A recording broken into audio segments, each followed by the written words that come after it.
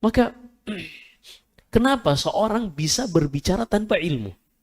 Karena dia berada pada satu kondisi yang dia harus berbicara. Tapi kalau seandainya dia misalnya tukang kebun, sehari-hari kerjaannya ngarit, nggak ada kesempatan, nggak ada motivasi untuk dia berbicara pada sesuatu yang nggak ada hubungannya dengan dia.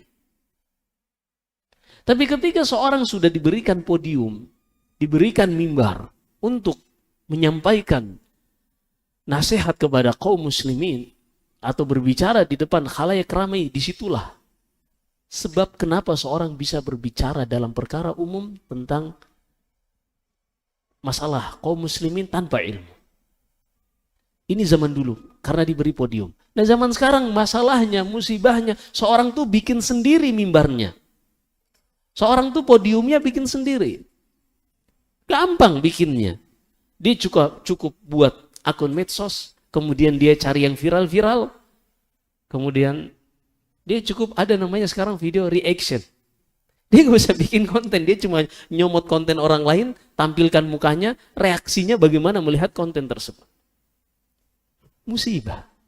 Bagi perempuan hanya karena modal dengan menjadi orang yang dilaknat Rasulullah memperlihatkan auratnya, viral. Laki-laki yang kalau seandainya ada akun ustadz yang ngomong dan sebelahnya perempuan-perempuan joget, pilih mana?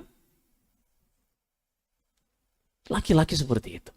Illa man rahimallah, kecuali orang-orang yang dijaga oleh Allah Subhanahu wa ta'ala.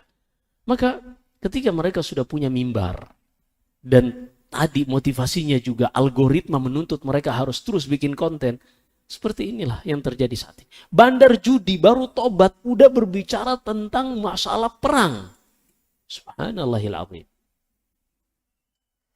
Dari mana belajarnya wallahu a'lam. Seorang artis hanya karena paham tentang bahas kerajaan-kerajaan Konstantinopel dan seterusnya, dengan Turki Utsmaniyah dan seterusnya, dia sudah berbicara sampai seluruh permasalahan Islam seakan-akan dia lah yang paling paham.